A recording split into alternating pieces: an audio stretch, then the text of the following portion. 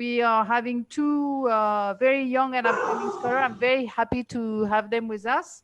So Prince and Jetron. So Jetron is a lecturer in the Department of History at Maseno University in Western Kenya, and he's been working a lot on issues of history of technologies. He did his PhD with Darmstadt University, and he works a lot on water and sanitation.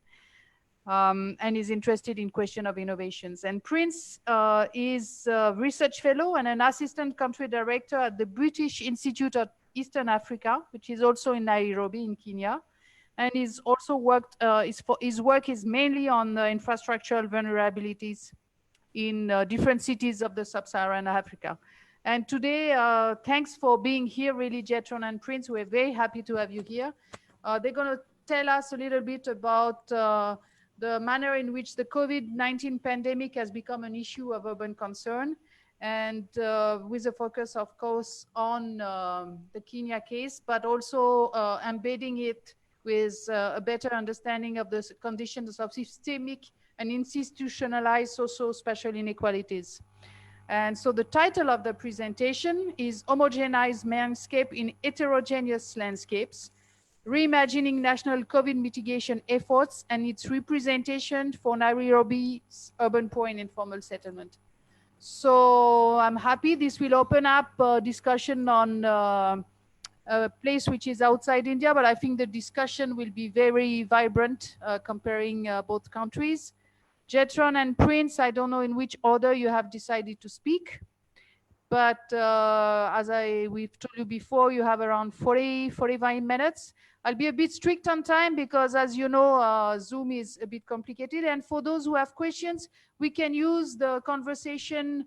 And if we want questions, if there are precisions, I will ask the precisions. So I will kind of follow the online conversations. So Prince and Jetron, the floor is yours.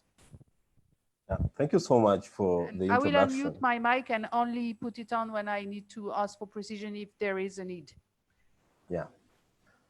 So hello, everyone, and thank you so much for the introduction. We purposed that this becomes more of a conversation, and we have an understanding that we also have a mixed audience. And it would have been our pleasure that this becomes a conversation and an exchange of information and knowledge, and especially in terms of building the south-south flows of knowledge in terms of trying to understand our cities. So we have a joint presentation with Prince, and I will start. I'll give an overview and try to introduce our discussion, and then Prince will pick and narrow down on one of the cases, and then I will introduce another case, and then we will wind up towards a more nuanced conversation in terms of trying to extrapolate the discussion, to push it beyond what is happening in Nairobi, and maybe to provide a broad understanding around it. So I think, Prince, we are okay? Yeah, so I begin by giving an overview, and I want to start by referring to a number of scholars, especially Gauraj Bhardwaj and Thomas Esch and others, working in a collaboration between the German Aerospace Agency and the World Bank. And they clearly indicate that today, over 4 billion people around the world, more than a half of the global population, live in cities. And by 2050, with the urban population more than doubling its current size, nearly 7 to 10 people in the world will live in cities. And evidence shows that urbanization and the development of cities is a source of dynamism that can lead to enhanced productivity. The underlying driver of this dynamism is the ability of cities to bring people together. And it is the interactions amongst these people that become the hallmark of city life. But the coronavirus is now seriously limiting social interactions. With no vaccine available, prevention through containment and social distancing, along with the frequent hand washing, appear to be, for now, the only viable strategies. But the interesting question to ask at this juncture is that we acknowledge that the city is built around interaction of people, that even as infrastructures are built and networks are established, there are networks that are geared towards enhancing interactions in all form of human representation, be it social interactions, economic interactions, and even political interactions, to constitute the city. And what coronavirus has done, it threatens the very heart of the city, in that it is limiting and bringing almost to a stop this form of interactions. And there are viable strategies that have been adopted. But the question we ask is how viable, and viable for whom? And have they been working? Because they have been there since the first cases were recorded, with the precedents set in China where it began, and then, of course, moving into the global north, trickling down into the global south. And the question, with such measures defeat the virus, especially in the dense urban areas, or rather, have such measures defeated? And if they have not defeated, are they defeating the virus in the global south as well as in the global north? So what is the potential? What is the viability of these strategies? And is it perhaps the right time to start interrogating the strategies and give a report card? Because as we all purpose either to return to normalcy, to bounce back, or bounce forward, the question of the strategies that we adopt. And scholars have agreed, and especially DeBerg and Amin, 2014, 2013, respectively, they explore the question of what they call the absence and presence of urban infrastructures, and generally hold the view that the developing global south, especially or particularly African cities, are not passive sites for neoliberal destruction, but present a case of sites of imagination and experimentation, perpetual becoming, radical revision, and post-networkedness, if we are to quote Abdul Malik Simon, 2008, that the cities in themselves are in the process of remaking, reinventing, and reproducing themselves afresh. So they are not passive recipients of whatever strategies, whatever modalities of building or making the city that might flow from top down or from the north to the south. They are alive. They are built within that dynamism, and they are in the process, on an everyday process, of reproducing and remaking themselves. And in such an environment, what is the threat, or what threat is represented by the pandemic or coronavirus, COVID-19? And as far as the adoption of strategies, what is the viability of those strategies in terms of stabilizing these cities or being part of the new making of the cities? And what will they become after the pandemic? And it is at this juncture that we bring in our topic of discussion. We titled the topic Homogenized Mindscapes in Heterogeneous Landscapes, Homogenized Mindscapes in Heterogeneous Landscapes. Mindscapes in the form of the strategies that are being adopted. Who are the actors behind them? And it represents the institutionalized global or state-led approaches to the fight against coronavirus that across the world who have been on the forefront as far as fighting the virus is concerned. It is the global institutions led by WHO as the main player in terms of advising, in terms of providing the understanding of the pandemic, and especially working in collaboration with national governments, with the research institutions, to provide a lead and play its international responsibility as a United Nations agency. And the key strategy has been that of that we are questioning the unilateral approach to combating the pandemic per se.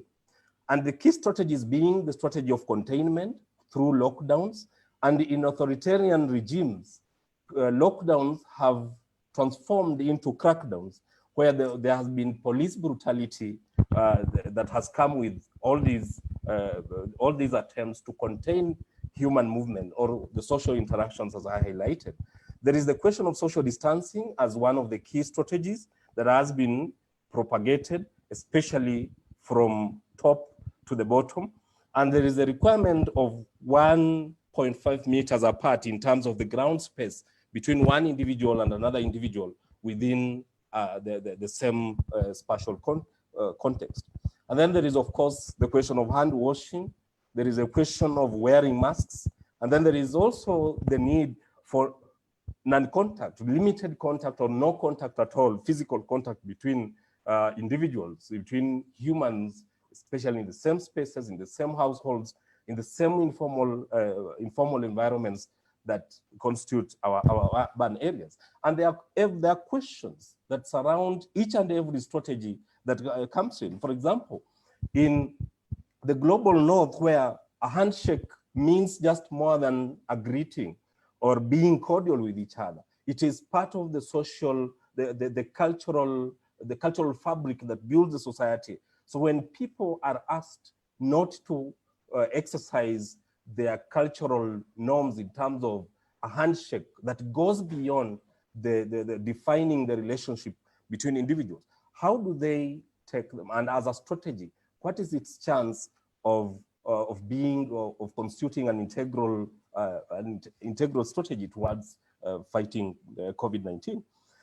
And the question of who are the players in this single narrative of COVID-19 control, it brings us to those key players that I have highlighted in the form of global institutions led by WHO and the Centers for Infectious Disease that have a global mandate.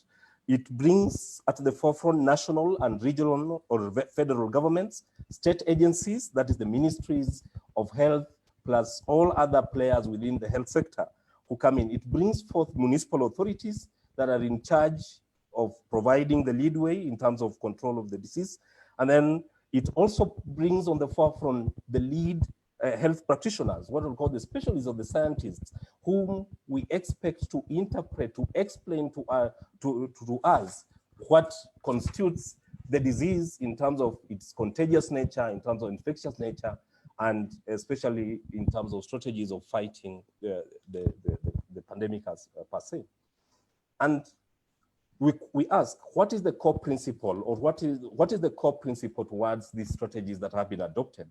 And we will agree that there is the idea of a technological fix, that what we are working towards is a question of a technological fix, the magic bullet that will normalize or will take us back to normalcy. And we are all anxious and pensive in terms of waiting for the vaccine. We wake up every day with an anticipation of that magic bullet that will take us back to that normalcy, or will help us in bouncing forward, if not bouncing back. And we acknowledge the centrality of science in the 21st and post-21st century world, that we cannot ignore science. But in terms of thinking about people, science alone cannot be relied on to provide solutions. And it is at this juncture that I want to highlight one point raised by one of the lead anthropologists, African anthropologists, Elisio Mokamo, based at the University of Basel. He clearly indicates that what science knows about corona is very little and confusing. That even at this juncture, at this moment, science in itself cannot exhaustively explain and break COVID-19 to us in terms of the best practices towards controlling and normalizing our cities, and even going beyond the cities to ensure that the social stability and securing communities and societies health-wise. And history has taught us that you do not master a crisis by setting the return to normality as your goal. You master a crisis by enabling yourself to act whatever the circumstances. That in the face of a crisis, you do not master it by setting your goal, your key goal, as the return to normality. It is just a question of rising to the occasion and taking the challenge up and being able to move forward.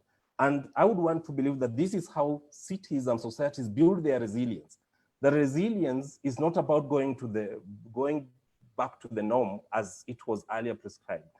Resilience will mean surviving the threat and being in a position to deal with future threats as envisioned. And zooming in on the question of heterogeneous landscapes, it's the question of acknowledging how diverse are our cities. That our cities are not homologous in nature. They are very, very diverse in terms of the social and spatial. that within cities, we have the side-by-side aspect of the city, the rich versus the poor, the binaries that constitute our cities economically and socially and even spatially, planned areas versus the unplanned areas, the slum urbanism versus the emergence of the fantasy cities that are emerging today. And it is that nature of how the city is diverse socially and spatially that needs to also constitute part of the mitigation approaches that are envisioned by all the major players involved. And then there is also the notion and the question of disaggregated infrastructure systems, that if we acknowledge that the city is diverse spatially and socially, then how is the infrastructure system also reproduced? And we will agree that the infrastructure systems, especially in the global south, they are fragmented, they are disaggregated, they are disconnected, that the city survives on the disconnected element or the disconnected nature of its infrastructure system. And what is produced is what I would call a quilted system of infrastructure or a patchwork of infrastructures. We have water standpoints, especially serving the urban poor in informal settlements. We have water trucks that are delivering water to people. We have people, porters, who carry water from point A to point B to deliver door-to-door services in terms of securing these services, vis-a-vis the connected areas of the city that have water delivered directly into the households via conduits in the form of pipes. The other element of diversity of the city is its economic composition, that we have cities, especially in the global south, where almost 60% or 80% of its urban economy is in the informal sector. It has almost 60% of its population residing in informal areas. And that economic diversity in itself will inform which approaches are being adopted. Those who can provide for themselves adequately would stockpile. The rich, they have what I will call the auxiliary equipment or technologies to survive lockdowns, to survive restricted movement, in that they can shop, stockpile, especially dried foods, and it takes them through those 3 weeks, 1 month or 2 months of lockdown. But what of those who live in informal areas, who live on a day-to-day basis? They wake up every morning facing the day with uncertainty, and it is when they come back in the evening that they make decisions that are related to what they will eat, where they will sleep, and how they will sleep. There is also the question of ethnic diversity that informs most of our African cities, that there is that ethnic element. And you juxtapose that ethnic diversity on the backdrop of the highly ethnicized political environment, a question of who decides who gets what and at what time. It informs, so that when the government the government is applying what it calls the economic stimulus measures or providing food packages, how do politics that inform the composition of the city within the purview of perhaps maybe a fair city, if we are to quote Harvey, or the right to the city debate, how do we locate the question of who gets what and who decides who gets what, how much, and at what time? So all these diversity is what informs what we are constituting as a heterogeneous landscape, that all these factors have to play in terms of understanding what are the most appropriate approaches. And then we are all experiencing coronavirus. It's a pandemic, it's a disease. But culturally, and just in human nature, people conceptualize disease differently. And how people imagine a pandemic, how people imagine a disease, will decide how they would want to approach it. If the poor in informal areas do not see COVID as deserving their primary concern, if their life is constituted by surviving through crisis, through cholera outbreaks, so what will make them want to stop their life and rethink about a pandemic, especially a pandemic that has an external origin? Some would want to take a back seat and say, we have survived, we survived, that we bounce back, we have built our resilience and we bounce back through this. So as you seek to contain them, they might not take that one lightly, or they might want to circumvent these official communications as far as what is the best way to face the pandemic is concerned. And much of the response in Europe is informed by a very local notion of risk, that even how people conceptualize risk, what is risky from your own personal point of view, from a communal point of view. And it is at this juncture that I want to allude that we are learning, there is this element of this flow of knowledge of the disease and how best to deal with it as prescribed by those global players that I've mentioned. And Eliseo Makamo that I mentioned earlier also states that much of the response in Europe is informed by a very local notion of risk. The fear that a rapid infection rate might overwhelm the sanitary or the health infrastructure plays an important role in how these societies evaluate the dangers of COVID-19. While African countries should take the urgency of their response seriously, there is no reason why Africans should do exactly the same as Europeans. So the understanding of what risk is, the notion of risk, and how it is understood by different societies must also inform the debate on control. And basically, as I said, this is a conversation that we want to continue the conversation because we are all learning. Every day, we are all understanding and learning COVID-19. We interact with information differently, and it builds onto the knowledge that we have built and gathered. And none of us can conclusively say, this is my understanding, or this is the best way to deal. And it is our intention to provoke. So in terms of laying this landscape, trying to delineate between what we mean by homogenized mindscapes versus heterogeneous landscapes, and wanting to interrogate the measures that have been instituted by the national government, that is the Kenya government, from above, wanting to connect to the bottom and to secure the city, Nairobi as a city, secure Mombasa as a city, as a coastal city along the coast of Kenya.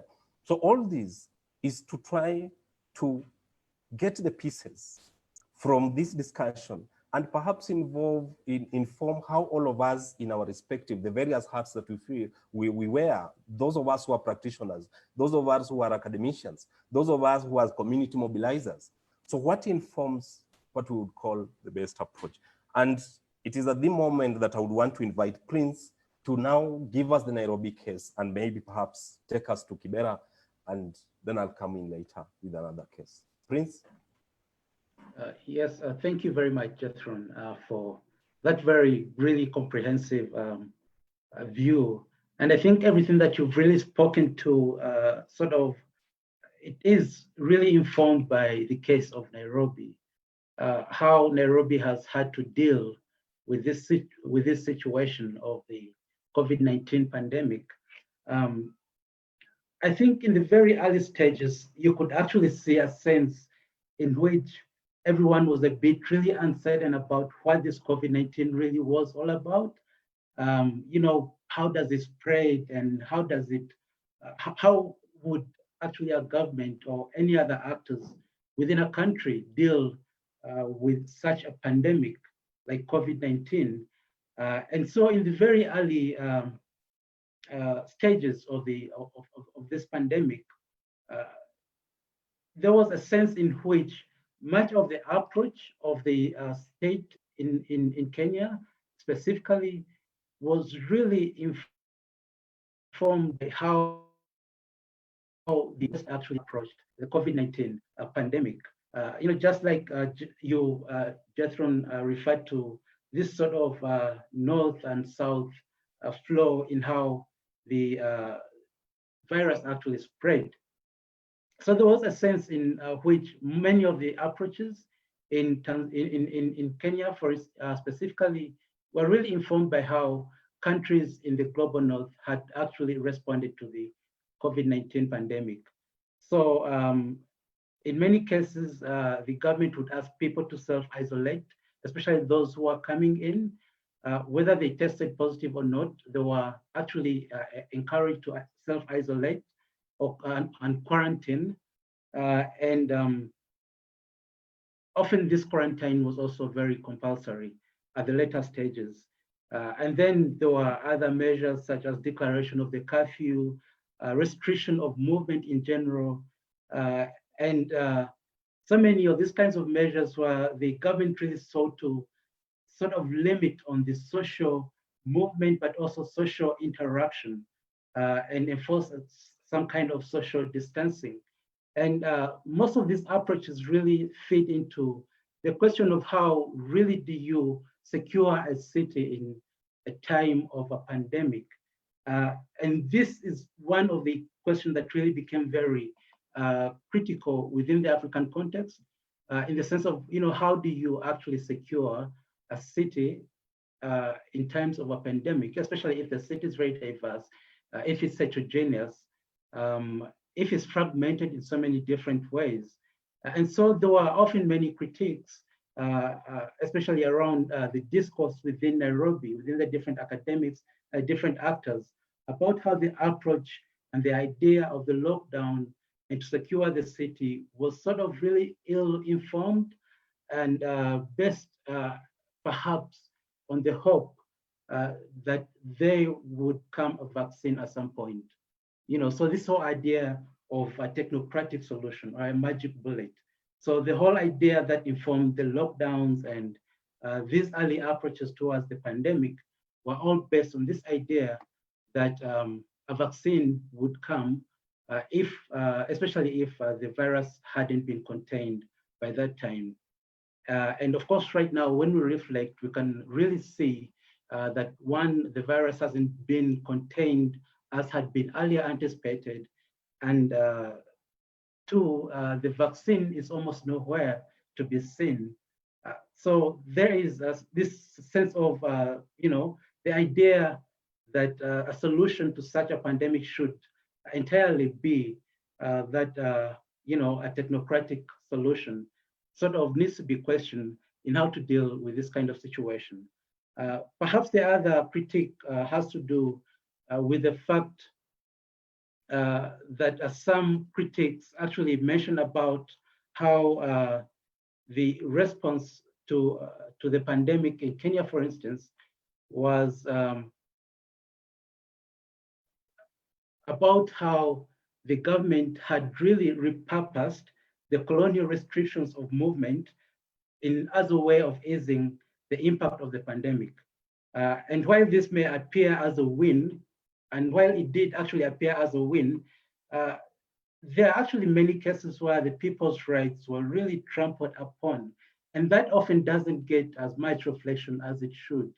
And in Kenya, there are so many cases, and I think Jason will speak to this much later.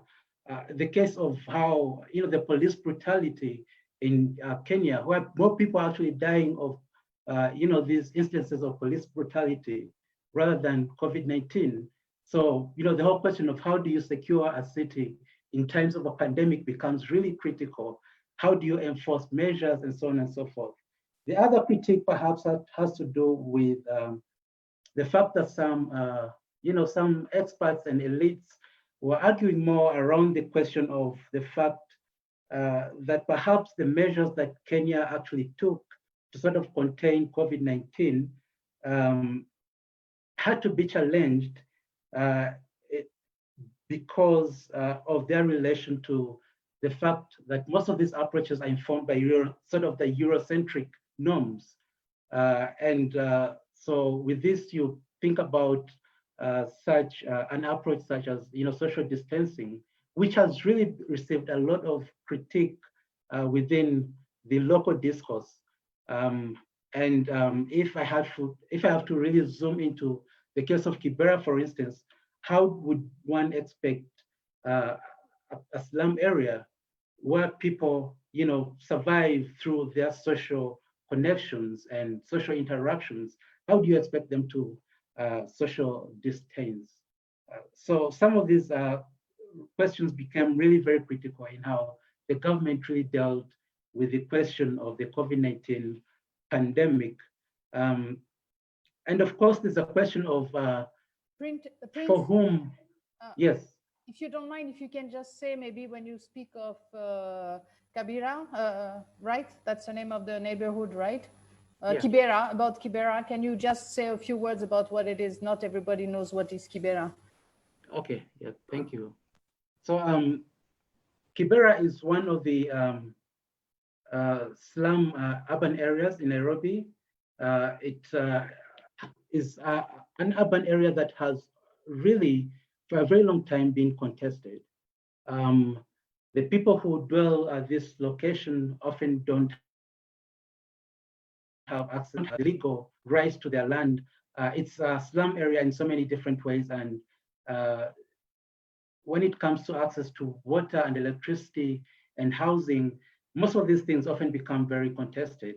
And in this urban area in Nairobi, it is actually the case that for so many years, people have waited for a very long time for the state to deliver, very basic services like water, electricity, housing, and transport and everything, these kinds of very basic infrastructures. And so they've waited for a very long time, and these infrastructures haven't always come forth. And actually, that's what I really want to draw with regards to the COVID-19 response is how do you actually how do you respond in a time when there is a lot of waiting for a vaccine that perhaps never comes, for a technocratic solution that never comes? And the case of Kibera in this case actually becomes very interesting, because where people have been waiting for a very long time for these very critical infrastructures to come forth, and they haven't come forth. It speaks a lot to the kinds of innovations and ingenuities and creativities that the urban residents have devised over time as a way of dealing with the inefficiencies of the state, with the inadequacies of the infrastructure and the very basic technologies that you'd expect in habitable urban area. So it really becomes very interesting to think about how do you actually respond within this kind of time of a pandemic. And so I want to draw from this very case of Kibera to sort of incite a way of thinking that sort of transcends this idea that we have to only implement sort of approaches that only lead to a scenario where the only solution might be a magic bullet or a technocratic solution. And in our discussion, we think that there is really so much to learn from the case of Kibera, specifically, particularly with how they've had to deal with the COVID-19 pandemic right now. And in so many ways, they've really tried to devise different mechanisms where they've had to do things themselves.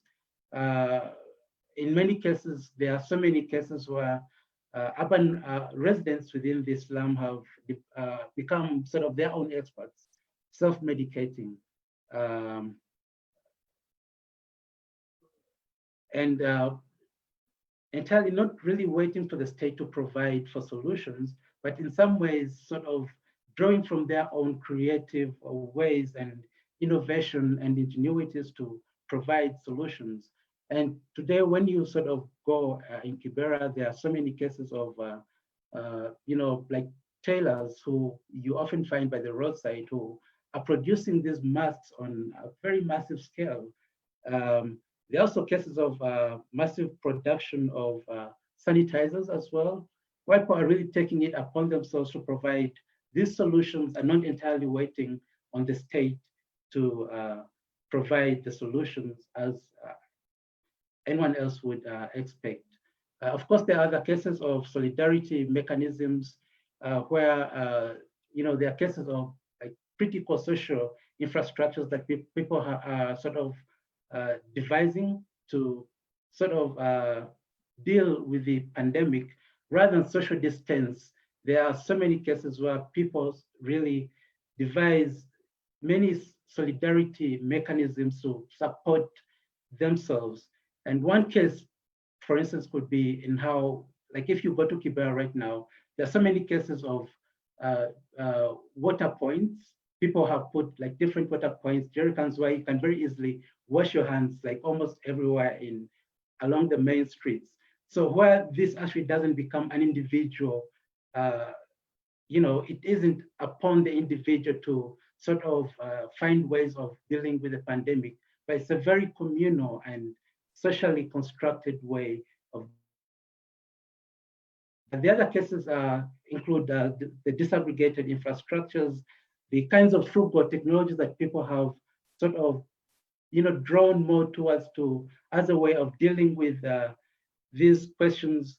But what all these really speak to is really the question of how an urban resident that lives in an area such as Kibera thinks about such a thing as a risk. What is it that informs a risk for them? And how do they understand a disease? And how do they understand a cure for a disease? And in many ways, for them, a cure has nothing to do with that one size fit all solution. It has nothing to do with the pill or the recommendation from the medical doctor. In so many ways, you have to sort of self-medicate and draw on other localized mechanisms.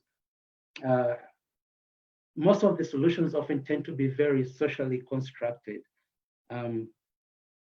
But just to conclude, perhaps we can draw more debate about this, but just as a conclusion, I think for me and for us, the case of Kibera really speaks a lot to this whole idea of that you only have to do things until things normalize, and that you can only open after the storm. And so now you have a case like Kibera, where the storm has never, the storm has never been withstood, and people have to survive despite the storm. And many of these innovations and creative mechanisms that emerge in a place like Kibera are often really informed by the fact that people have to still find ways of survival despite or even during the storm.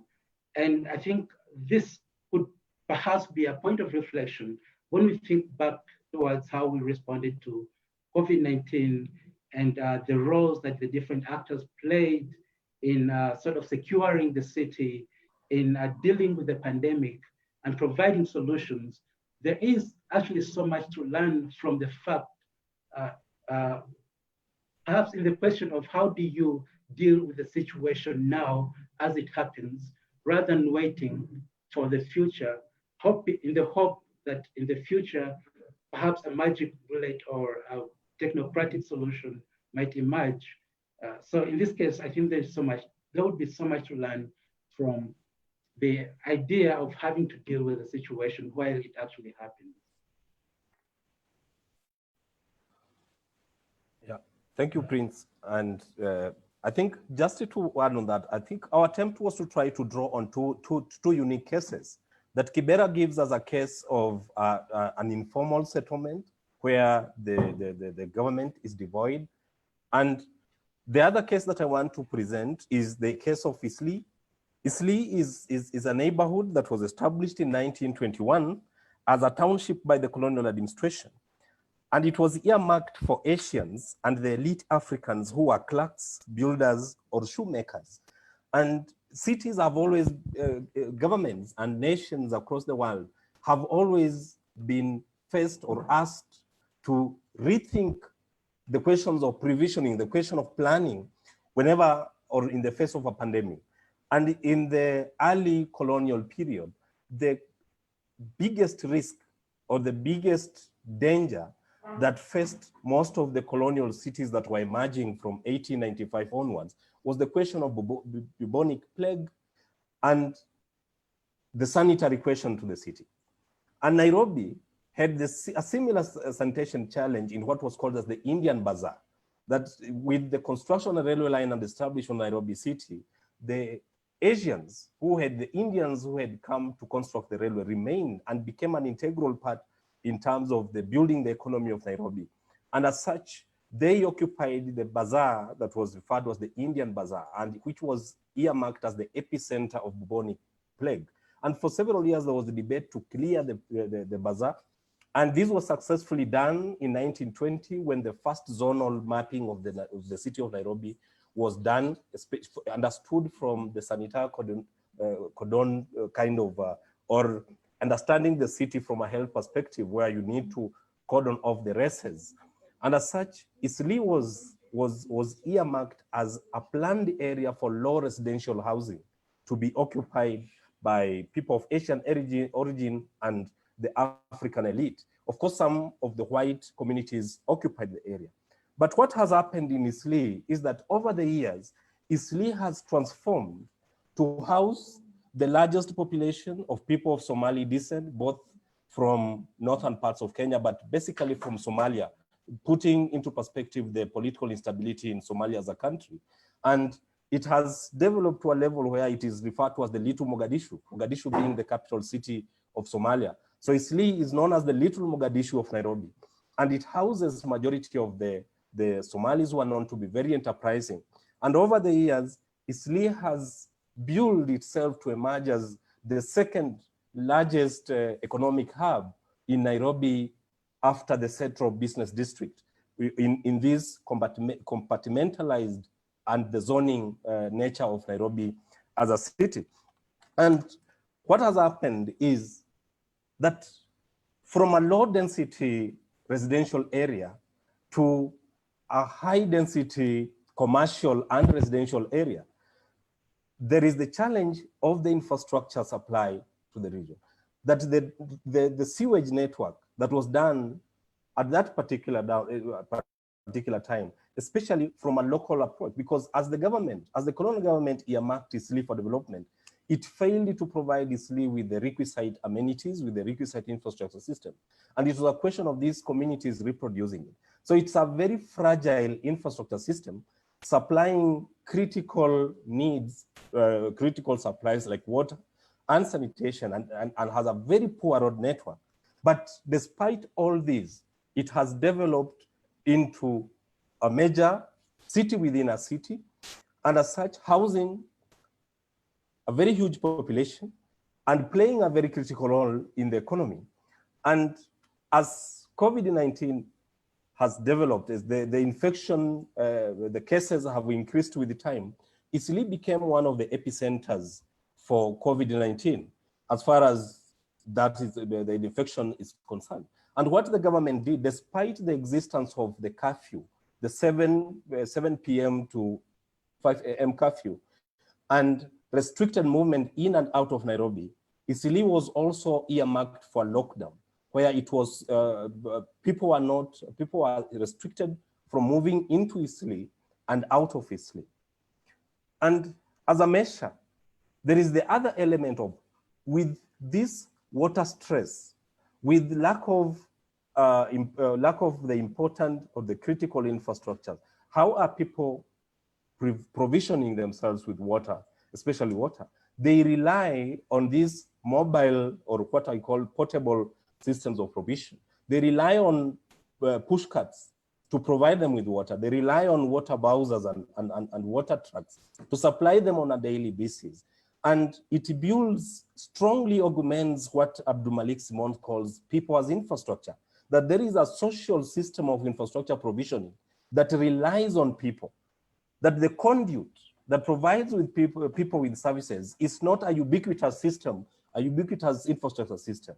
It is a strong social system of infrastructure provisioning. And in the face of this lockdown, which easily transformed into a crackdown because of the police brutality, how did the people anticipate this measure? And at the time when the government was announcing this restricted entry and exit into Isli, the announcement was done at around 12 noon, between 12 noon and 1 p.m. And there was a 4-hour difference before it could take effect from 6 p.m. So the 4 hours time lapse between when the measure was announced and when it was supposed to take effect was enough time to witness what I would call a human flight. That people who are being contained moved out of Isli, relying on their own social and communal networks to move into other neighborhoods within Nairobi, where they assumed their life would assume a normalcy they have learned, they have come to learn to rely on. And there is, on the other side, there is also the notion of living with the pandemic, that people have internalized the disease, the pandemic, and they have learned to circumvent and to live with it, so that their lives do not stop because they are facing a pandemic, or the government has defined a pandemic, or WHO has defined a pandemic to them. They have not in themselves come to a level where they understand the pandemic and the risks involved, but they have learned to live with it, just like they presume they have kept on living with the other disasters that face anyone living in urban areas. So as they live with it, they would want to continue with their lives normally, because theirs is a case of survival. They rely on their everyday hustle to provide a living for themselves. And it is that anticipation that so many of them move out of this Isli area and move into other neighborhoods of Nairobi, areas of what is called South B, and that connection within the Somali community. That Isli, yes, has the majority of the Somalis who are living within Nairobi, but there are other neighborhoods within Nairobi that house the Somalis, and there is a very strong religious the connection, Islam being the dominant religion amongst the Somali, and communal connection. It is those very strong communal social networks that were relied on to circumvent the official policy, and instead of what the government imagined to be a measure to contain the disease, it increased or escalated the risk involved. Because when now people move from a contained area to an area that has not been marked as a risk or an epicenter for the pandemic, instead of containing the risk or controlling the risk, it was a question of escalation of the risk. And it is such dilemmas that reproduce most of the urban centers, especially in the most of the global south, that the imagination and the thinking of the state works against the same intentions of the policies that are being effected. Maybe perhaps by not understanding the social elements that inform our people, because there is every need also to go down, to demolish the ivory towers that the bureaucrats live in and they plan for the cities, and come down so that you understand the social patterns of the people. And with that understanding, you are able to provide a very clear approach that is not just disjointed, an approach that connects the top to the bottom, rather than disconnecting the bottom and the top. So the entry point in this should be to try to understand the dynamics of a place and determine the best or the workable approaches devoid of dehumanization and what I would call neglect of the people. That yes, the government has effected several policies. You have effected social distancing within Kibera, but you do not understand the element of the question of how is Kibera constituted as one of the largest informal areas in East and Central Africa, covering a very small ground or ground space where people are crammed shack to shack, small building to building. And what exists in Kibera are small corridors that are used as transways, exit points and entry points. And the provisioning of water within such settlement relies on the standpipes. And the standpipes is placed at the most available space. And people have to queue for water. You're living in a neighborhood where people go for water. Water does not come to the people. People have to step out and go for water. So within such an environment, how do you institute social distancing? How do you institute a lockdown in an environment where people are fighting for survival rather than the primary concern is not staying alive from a pandemic. The primary concern is staying alive from starvation. So the pandemic is of a secondary concern. It comes second in their priority of risks. That starvation takes the primary risk as far as the understanding of risk is concerned. So it is a question of how best. And ours is not to romanticize. The idea here is not to romanticize what is happening in informal areas, but just trying to break down the various aspects, the various facets that constitute our urban spaces in the face of this in the face of this pandemic. And the Eastleigh case just shows a clear disconnect between government policy and the nature of a neighborhood and the people inhabiting that neighborhood, that people will want to do. And in a system where the police are the most corrupt, how do you rely on them to effect these measures that require a very robust and strict way of implementation? That it needs people to be honest and to be strict to the latter, to follow the law to the latter in terms of securing the city. So with a very corrupt police system, how do you rely on these law enforcers? And what has been reproduced in this city, the lockdowns have been converted into crackdowns. And that's why, as Prince alluded to, the police brutality has produced more deaths within Nairobi as compared to any other time in terms of community policing. That the number of people who have died out of this, the implementation or enforcement of the lockdowns is higher as compared to any other period within the city, despite the high rates of crime within these cities. So I would ask Prince to take us into now a reflection as we wind up and open the floor for an interactive discourse on the issues. Yes, thank you, Jethron. Actually, I think in the case of Eastleigh, what Prince, becomes really interesting. Sorry again. If you can wind up in 2 minutes so we can open to discussion. Yeah? Yes, yeah? sure. Thanks. Because there's quite a few questions and I think it's very interesting to compare with India. So in the case of Eastleigh, what Jethron really alluded to, when you look up a neighborhood like Eastleigh, where people depend on water that is provided by water carts, where people who drive the water carts actually fetch this water from the neighborhoods. And now you're locking down, you're targeting this one neighborhood for lockdown. People are definitely they're not going to survive within a neighborhood like this. And so, I mean, that human flight that Jethron was talking about really explains the whole idea of survival. The whole idea of how these measures often tend to be really ill-informed or based on a lack of understanding of how urban poor live their lives on the everyday basis.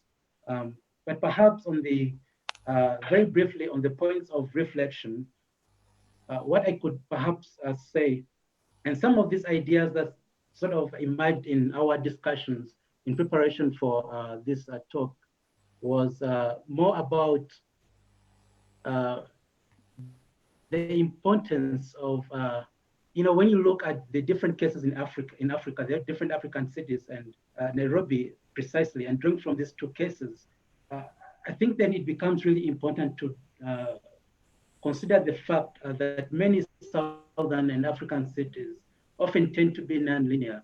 So it's very important to draw on these nonlinear temporalities when dealing with these kinds of cities and situations where a city has to be secured. In securing the city, it becomes very, very important to draw on the fact that by nature, these cities often tend to draw from nonlinear temporalities. Okay. Thank you. Have we lost Prince? That I could just, just throw in for reflection. Yes. Hello? Yeah, we've got you back. Oh, okay. Oh, sorry. Yeah, so the other aspect has to do with Kibera's approaches cannot be viewed, much as they might be very basic and mundane, they cannot really be viewed as less sophisticated. That they need to be appreciated for their innovation, for their ingenuity, and also for the fact that as we wait for a more technocratic solution, for sort of a magic bullet or a solution that could be deployed at a much wider scale, there is so much to learn in how people actually live their everyday lives in times of survival, and when they have to survive, where they have to survive, and how they actually do this in the process. The other factor perhaps has to do with this whole question, what is the place of localized approaches in times such as this, when we're dealing with a problem of an astronomical scale, of a global scale? Where is the place of localized approaches in this kind of a setting, if at all they are actually ever considered? So what is the place of localized approaches, localized practices, the social infrastructures, the frugal technologies? These are locally based practices and processes. What is their place in the processes of placemaking? And right now, as we deal with COVID-19, in processes of securing the city and coming up with more viable and more sustainable solutions. The second last point has to do with really the importance of mainstreaming the urban poor in dealing with this sort of solutions to a problem such as COVID.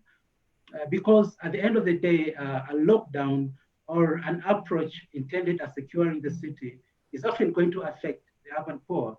So what measures really or efforts are being made to mainstream, any views or approaches or solutions of the urban poor in these whole practices intended to, secure the city, because then questions of citizenship and rights to the city often become very critical. And so it becomes very important right from the start to think about how measures might affect the urban poor and then respond accordingly. So the very last question is the question that really Jason has emphasized in his really brilliant talk in this whole idea of having to bridge the governance gap becomes really, really very critical. And I think these cases of the police brutality, of the urban poor, searching for their own modes of survival where they don't have to depend on the state, all this can be romanticized in one way or another. But at the end of the day, they all reflect the ways in which the governance gap often tends to sort of really affect the people at the bottom, of the pyramid, particularly the urban poor. So these are perhaps these points of reflection that I could just throw out there as we really address the other questions and have a discussion around this topic. Great. Thanks very much. I think this was really interesting, very, very interesting presentation, both trying to really put it in a larger questions of risk and what is risk and how we imagine risk and what we understand as risk. I really like this. And as well as the presentation of two cases showing that, responses and orders can be very localized. So if some of you have questions, there are already questions, please put them up. So there's already a set of questions, Jetron and Prince, and I let it to you to decide who's answering what really.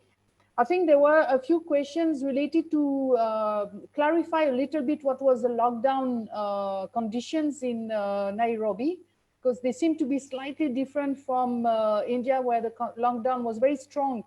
So people could not really work. So what was it a partial curfew? Was it a pure lockdown? Was it that all activities were banned? Why was Eastleigh having a different lockdown? That's one question. So just rapidly, if you can tell us really clearly the rules of the curfew. There's another question by Sanjay Srivastavas about can you give us some example in Kibera in particular about the manner in which people have actually activated and leveraged their social networks? There's also a question about what was the reaction of the government in some specific settlements, in particular with food distribution.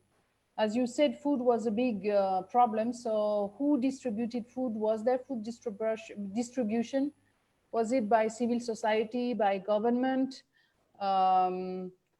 And also, again, some other more, can you re-explain exactly some kind of initiatives around sanitizer, about public taps? I was a bit confused about people putting public tap. Then there's a set of questions about the creative, what you call creative and innovative response. Were they actually spontaneous, organized by the community? Or was there some form of local leadership? How was this local leadership formed? Or again, the role of civil societies. And I think I'll stop here for the first set of questions, and I add my small bit, because all these questions, I would like to know, how did you prepare this? I mean, what was your methodology, in the sense that, did you manage to do some interviews in these settlements? Did you manage to go, or how did you build your presentation in some sense? I mean, we've been having these issues in India about how do we manage to get to understand what's happening at the neighborhood level. I would like to maybe you, while you answer, to also tell us this. Then I'll look at the new sets of questions. Yeah, thank you. I think I'll take a few questions, and then Prince will take a few questions. No I problem. think maybe as I answer them, he will note those that have not answered, and then he will. No, at the end you can, yeah, and at the end you can download all the questions, so don't worry about this. Yes, yeah. In terms of explaining the lockdown and the curfew as it was in Nairobi, and the Kenya government was accused of having acted hesitantly in the face of the pandemic. And this also created a very huge disconnect between the public discourse in terms of even the existence of the disease. That there was also the emergence of a misconception on if truly there is corona. And to date, people are still debating on the existence of the pandemic, because the government acted hesitantly, much as it has controlled the release of information through daily updates on the disease in terms of the contraction rates and declaring these policies. But there was that hesitation, which in itself created a misconception. The biggest misconception that the government has had to deal with is the question of the government trumping up numbers and actually lying about the disease as a justification to receive funding from WHO in terms of control of the disease. So that in itself is problematic. And when people are still debating whether it is real or it is not real, then it clouds the whole discussion on mitigation of the disease. But that notwithstanding, the government initially, when it started by asking for self-quarantine, where, especially for international travel, where when you arrived, you are required to take a personal initiative to self-quarantine for 14 days. And then it came to compulsory quarantine, where they quarantine all international arrivals for a period of 14 days and continued testing until to the time when international travels were stopped. And it was at that particular, when the first case was reported, that the government moved in, first of all, empowering the people to make their own personal decisions to stay safe through sensitization campaigns on how to cough, wash hands, and so on. But with the increase, with the escalation of the numbers, the government was forced to take a stand and institute measures in terms of control. And one interesting thing to hear is, we need to understand that by the time the first cases were being reported in Africa, there are only 2 countries in Africa that had the ability to test. That was Egypt and South Africa. So at the initial stages, there was a question of collecting samples, having to send them to South Africa and waiting for the results. So that hesitation, that lapse in the period, also informed on what measures were being instituted. And here the government declared a 7 p.m. to 5 a.m. curfew, with people doing businesses within the day, observing social distancing, washing their hands, and charging them with a personal responsibility to stay safe. Public transport system, the matatus that are popular within Nairobi, they were required to scale down in the number of their passengers from a 14-seater matatu or a matatu carrying 14 passengers to 8 passengers, so that there is a space between the passengers even as they use the public transport system. And the requirement for shopping malls to also institute that space, that ground space, the 2 meter apart, even as you queue for consumables within the supermarkets and the shops, you have to observe distance. But this had to do with the personal responsibility, charging the individual with the responsibility to observe those measures. And restaurants and bars, those that sell liquor, alcohol, and restaurants were totally shut down to restrict movement. The government revised so many measures and passed a policy that required not more than 15 people to assemble. So it became illegal to have more than 15 people assembling in one space. And even in terms of funeral rites, because it doesn't mean that in the face of pandemic, other diseases came to a standstill. People continued dying. And in a situation where funerals were being conducted, there was also restriction on the time. People burying had to happen before 11 a.m. And if only 15 people could be allowed. So it was the family members and others, as long as the 15 people number is achieved. And this has maintained all through. People, some industries closed down for their own reason, but there was no strict requirement by the government for industries to close down. There was that. I think it is a question of walking the thin line between securing people's lives and securing the economy. So it is at that crossroad where the government found themselves. And it was at that interface between human life and economic stability that they tried to walk that thin line in terms of charging individuals with the personal responsibility and at the same time not closing and shutting the country through. But as the numbers increased, they now took measures to declare lockdown of the city itself, in that there is no one moving into the city or there is no one leaving the city, to contain the infection at the same place. And this has worked out well, that to date, the epicenters for COVID-19 in Kenya have remained the 2 major cities of Nairobi and Mombasa, which itself is a coastal city, providing very, very different dynamics as far as this is concerned. And there is Mombasa mainland and Mombasa island. The island is so small, and we have more than 3 million people crossing the ferry into the island. And in such circumstances where stopping the ferry was not an option. So how did that government deal with it? And the regional government actually took a very strong initiative. And in terms of success, the regional government in Mombasa, because of the devolved system of governance, has performed better on a scale as compared to the national government, because they have the automatic sanitizers and so on, especially at the entry point of the ferries and so on. So it was not a total lockdown per se. There is a question of what Prince mentioned as public taps and who are the players. The public taps in an environment like Kibera, which is an informal area where people rely on water points, the standpoint, the water pipes and the water kiosks. And with a heavy, because of the governance vacuum that exists in informal settlements and the absence of the national government, we have the community-based organizations and NGOs that work within these neighborhoods.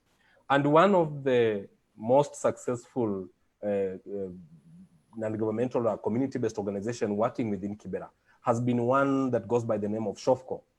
SHOFCO is run by one young man who is married to an American. They have worked jointly.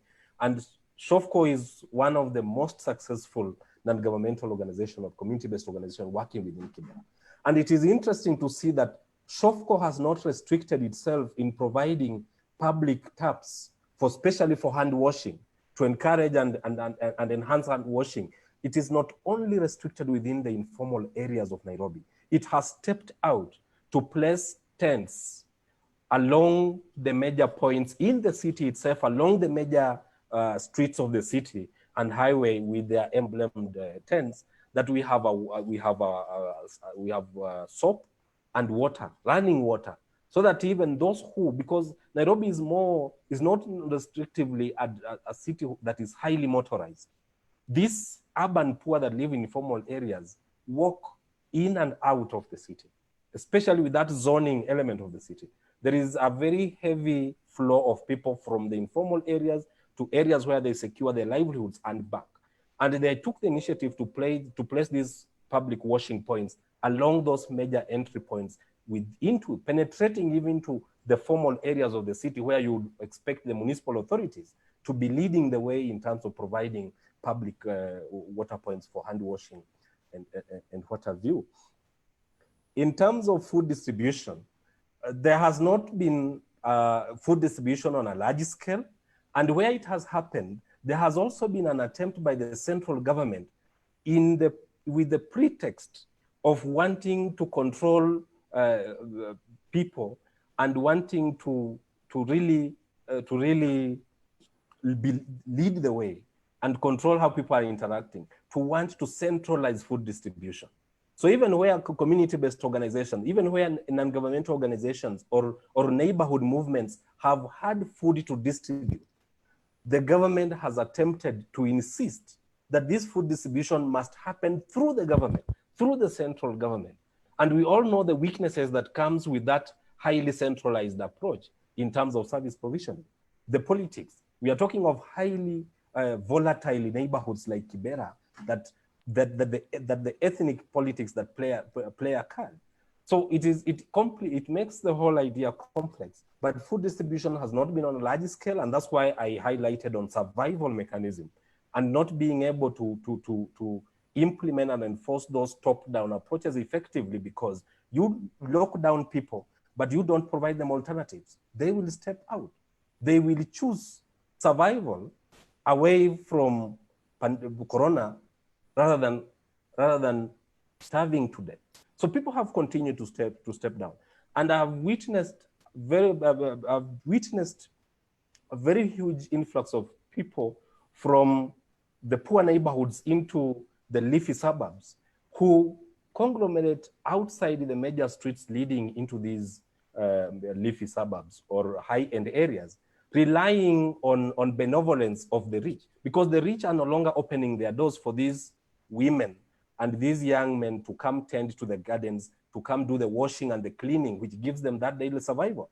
They are no longer opening their doors and their gates. So what a good number of the urban poor are doing is to sit strategically along the major entry points into these high-end areas and rely on the benevolence of these people. And there are people who have been magnanimous enough to personally distribute food to some of them. So they come in the morning and they wait as late as 6:30 p.m. Their only concern is to beat the curfew because they know they will encounter the police. But if it was not because of police brutality, they would wait until later to be able to distribute. So they survive on this daily basis per se.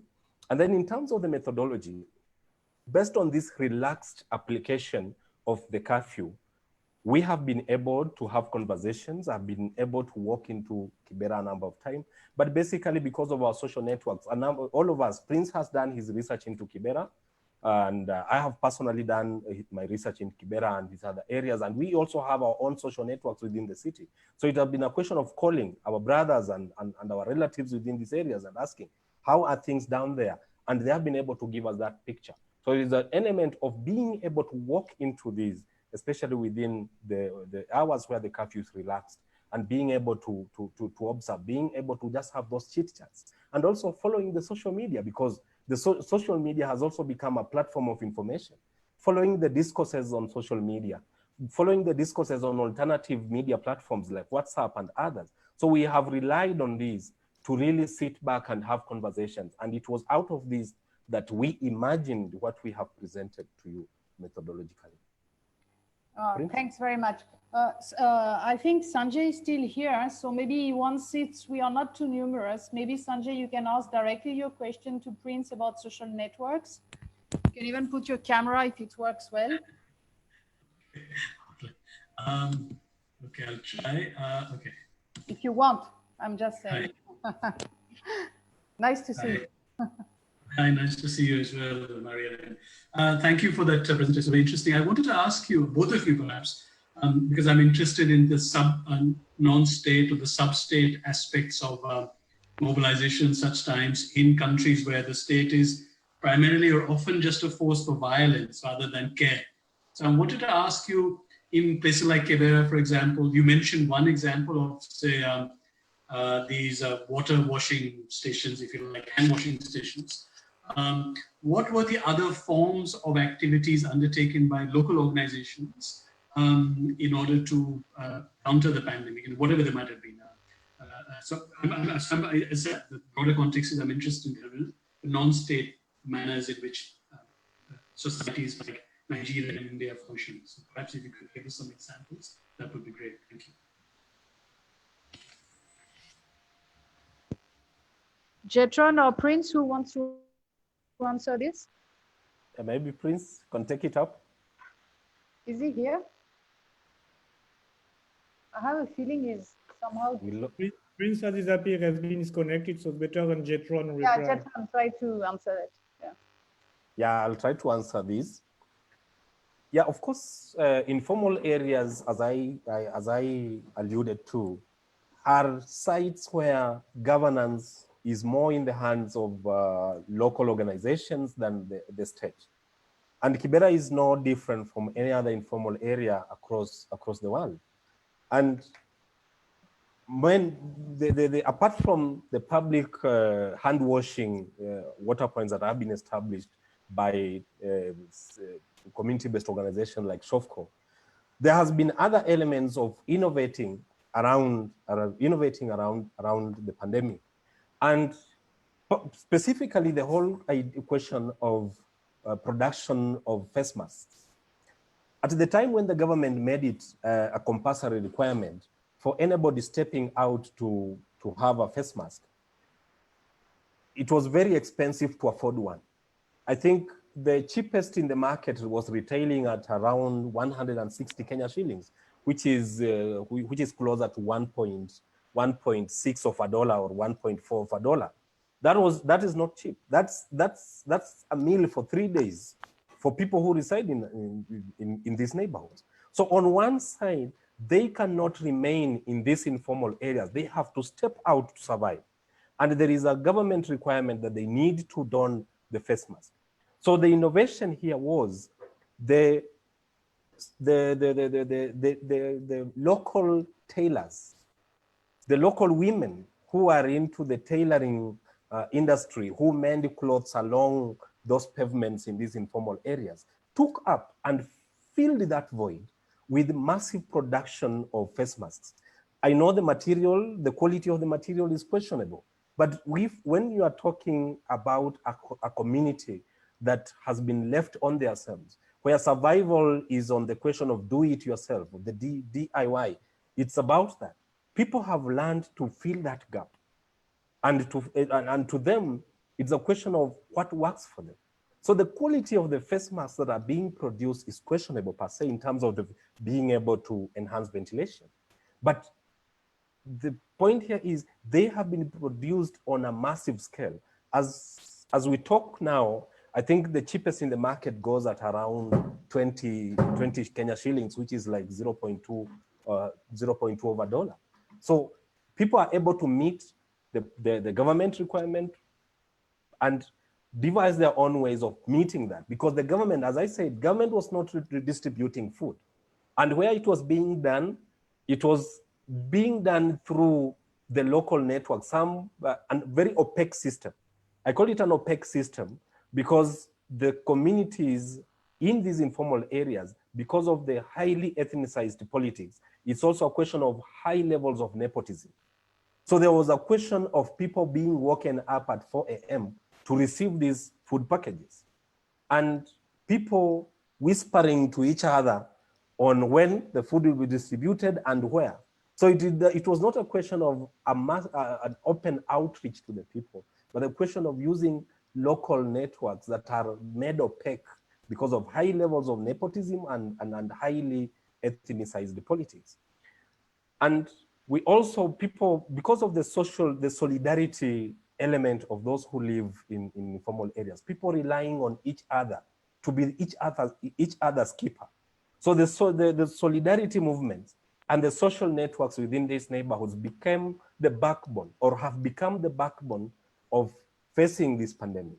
People relying on each other in terms of providing information, providing and receiving information, people being able to use their networks elsewhere to distribute, much as we refer to nepotism, but that's by virtue of providing information to each other on when the food is being distributed and where and who is doing it, in itself is a system, because there is no official communication. Maybe because the government fears a stampede, because like it happened when one of the main politicians in Kenya, the lead opposition politician, attempted to use his foundation to distribute food. And it was an embarrassment in terms of an almost loss of life, where there was a stampede, and unconfirmed sources claim that 2 women lost their lives. The government came with a different narrative that no one lost their lives. So perhaps maybe the government hesitates or fears passing information publicly that there will be food deliveries to avoid a stampede, and it relies on these local networks, community-based organizations working with solidarity movements to enhance distribution. And also the question of resigning, because people personally, because they cannot institute social distancing, they resign to nature to determine where they will be tomorrow and take up what they can concern themselves. Because when you say stay at home, you will not stay at home hungry. And you're talking of poorly lit shacks that people live in. They cannot buy candles. And if they have to stay at home, it means relying on a candle, burning a candle for a whole day. And yet the cost of the candles itself is a concern. But one very, very interesting dimension to the whole situation of the urban poor living in informal areas is the question of also the vulnerable groups within those neighborhoods. And I'm making specific reference to people who are living with HIV and AIDS. It introduced the COVID-19 pandemic, and the measures the government has adopted, reproduced another dimension to the discourse around securing the health of the people. And what came out in the line was not a crisis in the form of the pandemic, but it was a crisis of a very cheap drug. I think all of us know Septrin. Septrin is a very cheap drug available over the counter. And the vulnerable people living with HIV and AIDS with these informal areas rely, actually, I don't know how substantial this information is, but they made it clear that to them, they rely on that drug, that Septrin drug, to take it alongside the ARVs, the antiretroviral drugs that they take to prolong their lives. And ARVs are distributed in Kenya free of charge. You only need to identify a picking point in a public hospital or any facilitated facility, and you pick your drugs. But you need Septrin to take it alongside those drugs to minimize the side effects that come along with it. Because these are people in poor neighborhoods without a proper diet. And because of a lack of a proper diet, the ARVs are having side effects to them, and they rely on that drug. So the conversation shifted from COVID to Septrin as a crisis within these informal areas. I can see Prince is back. I don't know if he can. Maybe Sanjay wants to Sanjay wants to add something to this question, I think, and then really quick. I know there are many questions. But I also wanted to follow up, ask you, that obviously these networks that provided help. Do you think other networks also activated, like networks of criminality, for example, during this period? So one is the network of compassion and help. Were there other networks that also came into play, like criminality? And I wonder if you have anything to say on that. Prince, I don't know if you're in a position to answer. If not, I can take it up. Yeah, and try to answer rapidly, because in fact now there's lots of questions coming in. So yes, yeah. I will give the floor to the others. Yes, Jason, you can go for it. I didn't hear the question clearly. Yes, yeah. To answer, Sanjay, you're asking if there are other networks that have re-emerged within these neighborhoods, and specifically the element of criminality. I would say on one side, there is the declaration of curfew. And what this curfew has meant is increased police policing, even in these informal areas where the police do not do regular patrols. So with the increased policing, we would say there have been minimal cases of criminality per se, and especially when people are in a mode of fear, that even the criminals must also be concerned about their health. So there has not been cases of an upsurge in criminality. The only criminality that has hit the public waves, the media, has been criminality meted on the people by the police. And that's why we introduced the element of police brutality within this period of restricted movement. Yeah? That's right. Pushpa, you had a question. Do you want to come in? If you're still there. Is Pushpa still around?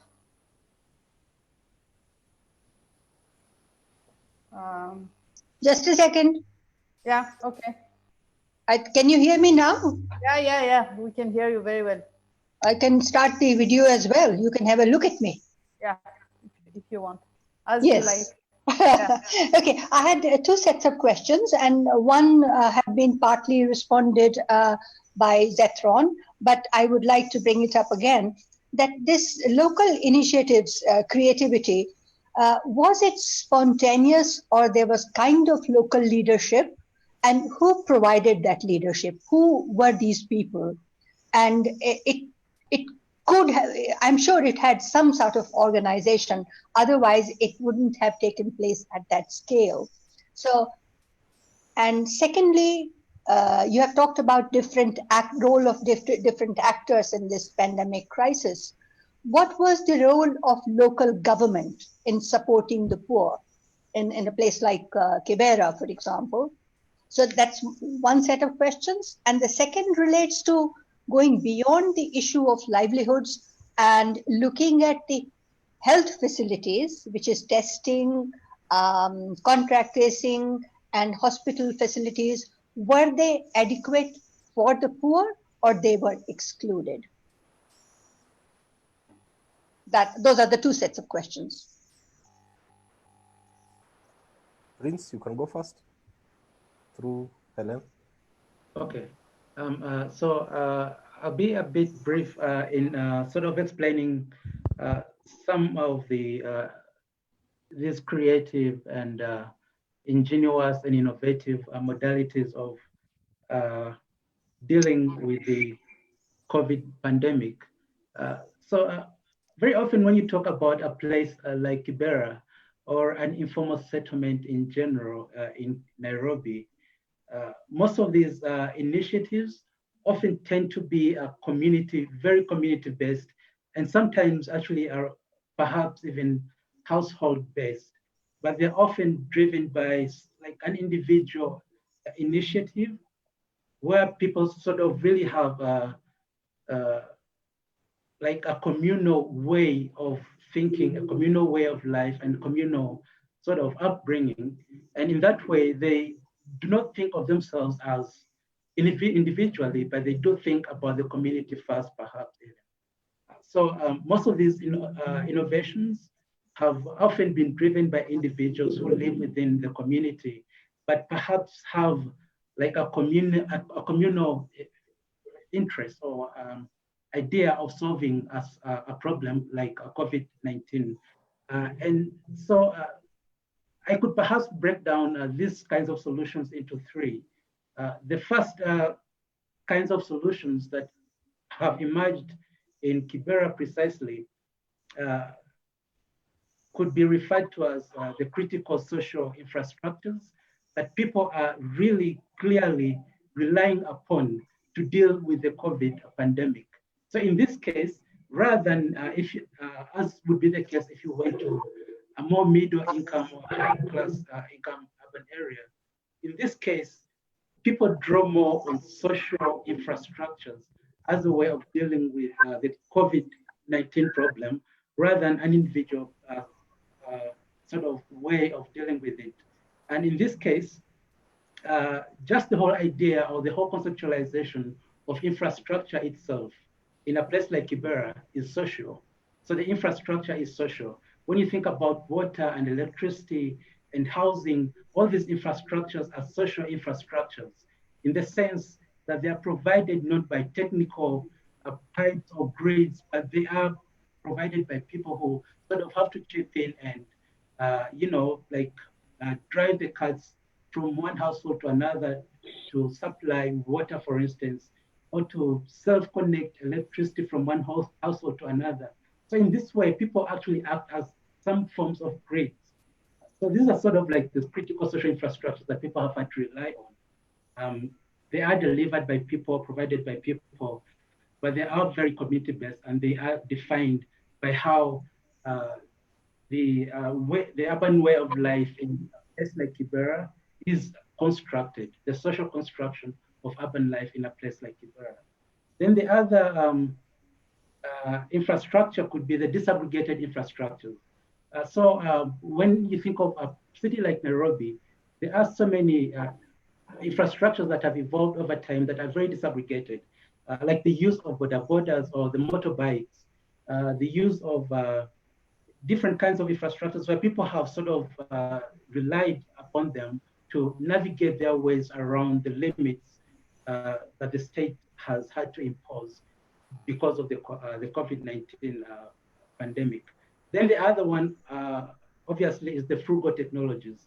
Often, these kinds of frugal technologies tend to be very self-driven and self-devised, where people like draw on like very basic technologies that like the mobile phone and so on, by ways of domesticating them and reappropriating them to meet the demands that are needed at that very specific time,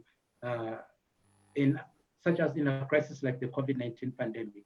So these then become very critical in how people deal with on the everyday basis, how they deal on the everyday basis with the COVID-19 pandemic, and in a way of sort of navigating the inadequacies of the absence of infrastructure and the absence of governance and so on and so forth. Yeah, but perhaps Jason could come into the question of the testing and how that actually played out in Nairobi. Yeah, sure. Yeah, just like I indicated earlier, the testing was one of the biggest challenges that faced most of the African countries. That when the first case was being reported, as I said, it was either Egypt or South Africa. And South Africa came in handy to provide the initial test kits. But with the time, the institutions that are charged with this, especially the Kenya Medical Research Institute, which is one of the best research institutes on the continent, took it up as a challenge.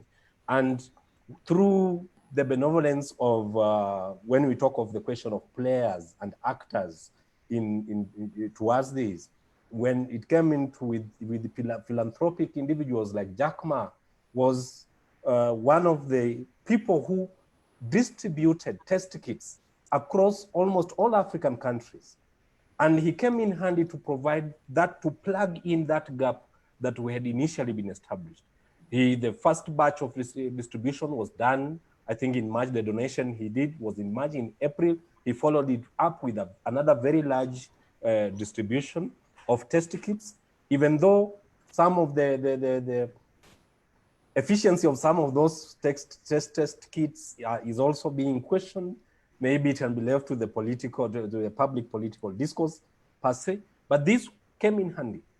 And with time, the government, with the funding from WHO and the capacity building in these research institutes, we have been able to increase the level of testing. And what we have witnessed is an upsurge in the number of positive cases that are being reported every day, and it is partly because of enhanced testing. And we have also moved from people who were infected because of their travel history, international travel history, to what the government is characterizing as community infections, in people who have no history of travel and yet they are infected. So this has gone up. Kibera is one of the areas that are recording the largest number of positive cases as we speak at the moment because of high level or enhanced testing per se. And it is actually on an increase. At the moment, people are anticipating the government to relax the curfew when the president will be addressing the nation, perhaps maybe on 6th of July. But even as this happens, on the other side, because of enhanced testing, their numbers are coming in, the numbers are being reported day in, day out. And everyone is concerned whether to relax the curfew measures or to institute even more strict measures. But perhaps maybe that time has come when the COVID-19 has to be declared endemic rather than a pandemic. Endemic in the sense that maybe perhaps we need now to learn to live with it and to continue our normal lives with it with us, with the assumption that it's not going away anytime soon, and life has to continue. There was a question on governance and especially the role of local government.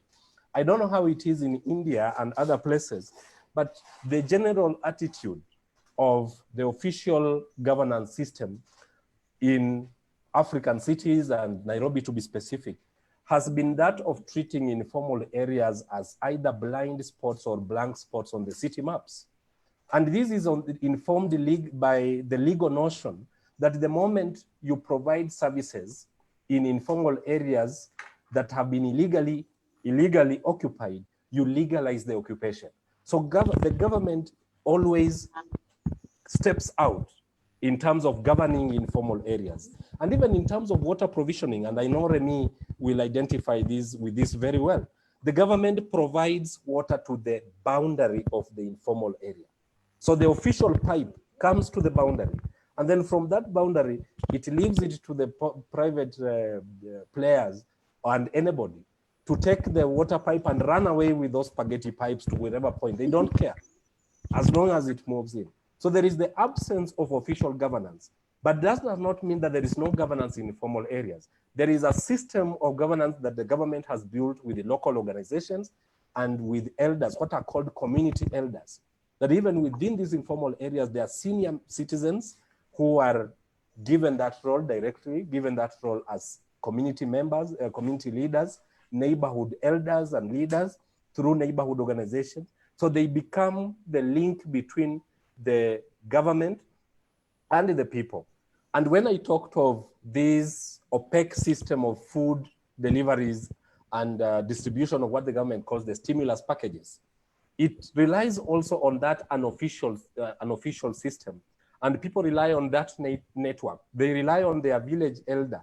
They rely on their neighborhood leader to inform them when the food is being delivered, by whom and when, and how best to do it. Thank you. Thank you. Thank you. Thank you. I suggest that if anyone wants to ask a question, you can raise your hand. I don't remember how you do that. You can just tell me if Jetron and Prince are willing to take more questions. Or is anybody wanting to raise one's hand? I've seen there were a question by Lakshya and Bikramjit. Do you want to ask them directly or? Yeah, hello.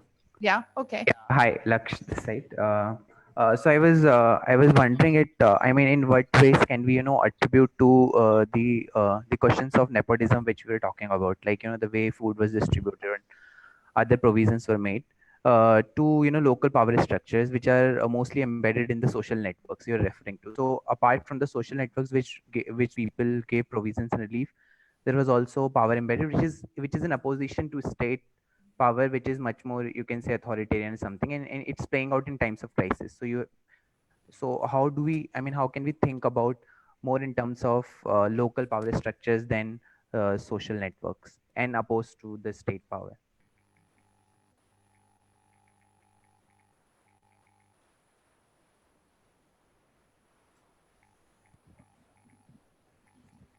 Prince, can you take up question?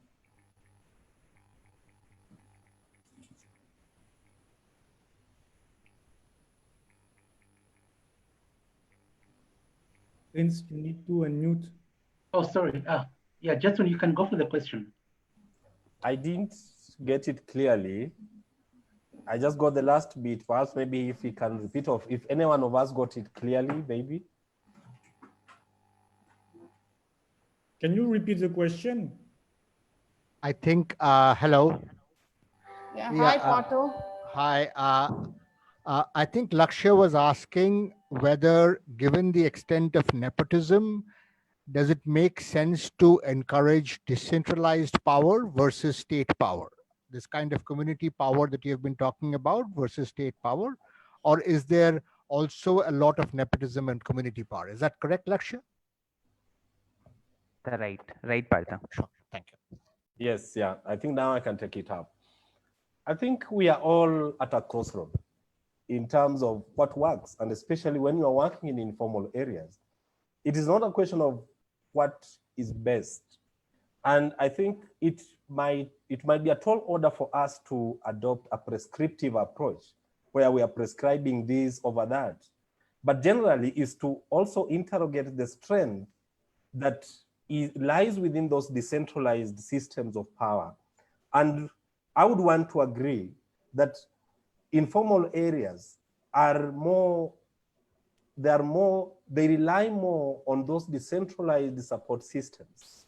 And the weaknesses that come with nepotism per se can either be a strength or a weakness in multiracial, diverse informal areas like Kibera, because even within those informal areas in themselves are also not homogeneous per se.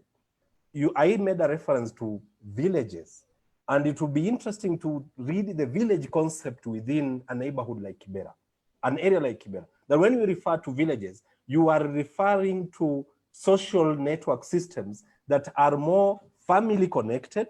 So one, it is the family connection amongst the people who reside in this informal area. It's a question of a brother visiting a brother, and then maybe getting a small job, getting a room next to the brother, or building a room next to the brother. So they are very strong they are very strong systems that inform the social composition of these informal areas that we cannot overlook. And then also the nature of African cities themselves, that because of the colonial history, these cities do not offer permanency of residence to even the urban dwellers themselves. Sometimes I introduce the concept of what I call the concept of home and house. That if you meet anyone within the streets of Nairobi and you ask them, where are you going? They'll tell you, I'm going to the house. No one will ever tell you they're going to the home, even when they own that house in the city, even those of us who are doing well within the city. Because the cities were, because of the colonial history, these cities were conceptualized to offer temporality. The Africans were sojourners in the city. They were people who visited the city to earn a livelihood, and then they moved back to those other areas they call home. So it is the nature of the people to live with that temporality as a definitive factor of themselves and how they interact with urban infrastructure, how they interact with the urban space. So there is no permanency that will institute very, very strong ties in terms of governance per se. But what is interesting from your question, if we can now zoom it out to the national perspective or the global perspective, is the question of the systems of governance vis-a-vis which measures to adopt. So in terms of a pandemic, is it viable to work with an autocratic authoritarian regime that can be able to whip the general public towards one form of thinking and a strict measure as far as control is concerned? And in countries that embrace democracy, Kenya is one of the most democratic countries in East Africa and Africa in general. It's a very open society. So how does this democratic model of governance, where everyone has a voice, where people feel empowered to speak out and question the state directly, as compared to perhaps maybe one man or strong man leadership in Uganda, in Uganda and Tanzania, if we are now to do a country by country comparison across Africa per se. So the whole question of models of governance that are adopted at a national level, at a regional level, vis-a-vis which mitigation factors to adopt and implement, and the viability of the implementation or enforcement process is also maybe one we can grapple with.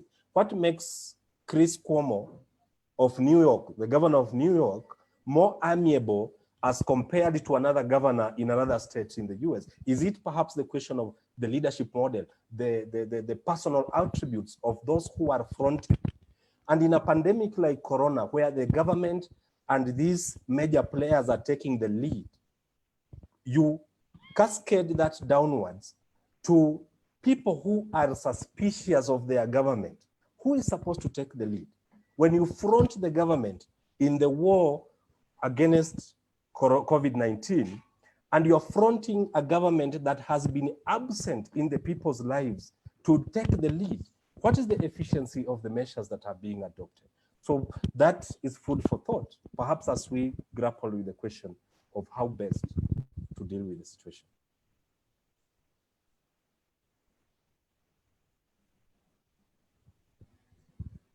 Thank you. Great, thanks very much. I think it's 5:30, so I don't know if we want to take more, or maybe one last one if someone wants to. Oh no, okay, Remy wants to stop it. Yeah, I think it was really very interesting. And Prince and Jetron, we will try to download the Zoom conversation for you if you want, because there are a few other questions you might want to think through. Yes, sir. And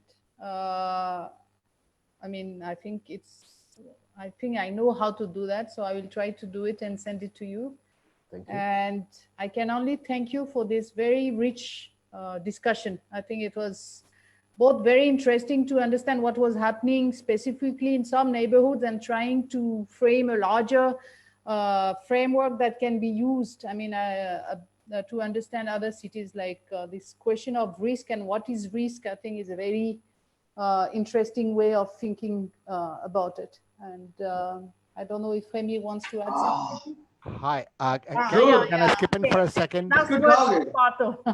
No, I think, hi, sorry, this is so interesting, but as you finish in your closing remarks, Jetron and Prince, can you tell us a little bit about how the discourse around cities itself may or may not be changing in Kenya as a result of this? In India, for instance, we have had a lot of discourse about, is the city going to survive? Is density so important? Is the whole idea of economy being completely linked to the city? Is this something that will survive into the future, et cetera, et cetera? And from what you said, we have not seen the kind of exodus that we have seen here in India from our cities back to our rural areas. But has there been any change in the discourse around cities per se in Kenya when as part of this COVID thing? I mean, you can finish that on that note. I mean, Remy, you can take it away. I had a whole bunch of other questions, but I won't hold you up. Thank you. Yeah, I don't know if we still have Prince or he has left. Yes, he's there. Yes, Yeah, please go ahead, answer Pato's question. Right. Otherwise, you'll get more from him very soon. Okay, so can I go ahead? Yes. Yes, Am I on now? Okay, perfect. I think in preparing this talk, one of the key questions really, actually this was really before the talk itself and the piece we were trying to think about, perhaps even in reflection, but also in different, in our conversations with the different actors in Nairobi and how they understand COVID-19, how they reflect upon it, how they reflect on the different approaches towards COVID-19, on the different actors that have had to arose to trying to contain the situation and find more sustainable long-term solutions, and dealing with the problem now rather than waiting for the future. The whole question has been, so today we are dealing with COVID, but tomorrow we'll be dealing with something else. But during a crisis, how do you secure a city when a city seems to be very fragile, very, very vulnerable, very, very unstable, that anything can happen and, can threaten urban life or the governance systems, the healthcare, the politics and everything else as we know it. In this kind of time, in a time of crisis, a pandemic and so on, how best would one secure a city?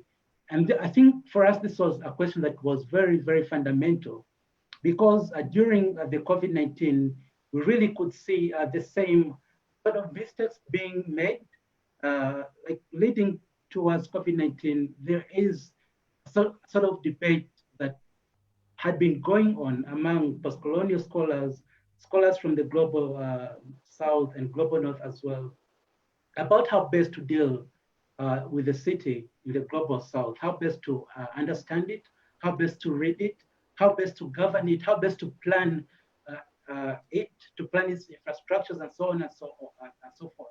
And then during COVID-19, then you see a point of crisis where no one really has a clear clue of how, we even should be responding to this. But not only that, people making the same mistakes that critical, thinkers and practitioners have sort of been trying to deride us against in dealing with cities in the global South.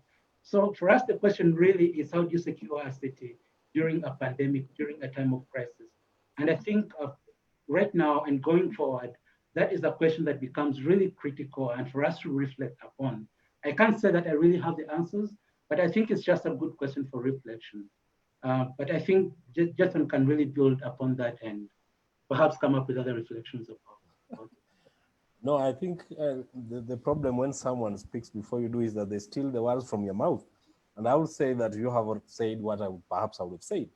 But it's a question of discourses and what informs these new discourses. And I think it's a moment of reflection for all of us, even in terms of our engagements. Those of us who are in academia, teaching at institutions, how do we become efficient when this is happening? And all of us are actually called upon to reflect and re-question everything.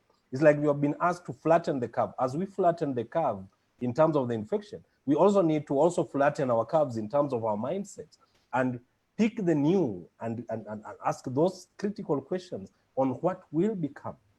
And on my side, it's not a question of anticipating a bounce back to normalcy. I expect a bounce forward. So what does this bouncing forward for cities constitute? Infrastructurally thinking, institutionally thinking in terms of governance, in terms of augmenting the health systems, in terms of governance, in terms of having a system that can be effective to move towards the security of the city. But then there is this, what I call the element of waiting. There are most of the informal areas in terms of governance are characterized by waiting for the government to do that, waiting for this to be done, waiting for their lives to improve. So there is this pensive mood that characterizes most of us who are the urban dwellers, especially with the uncertainty and the temporality that our cities spell. So I ask the question of waiting for it. Are we waiting for COVID to go away? And what will become of us once it has gone away? Are we waiting for a vaccine or what we call a magic bullet or the technological fix? And the reality is it might never go away. And even if it will go away, it's not going away anytime soon.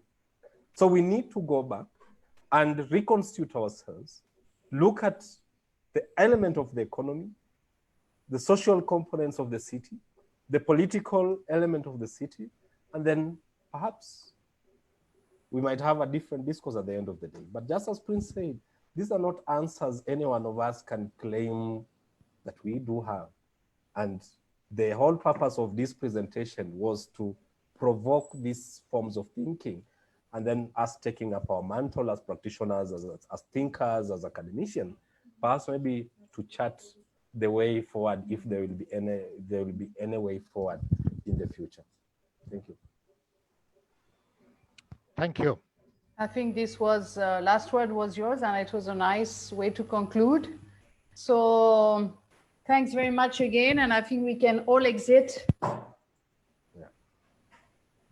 Make sure you download the chat.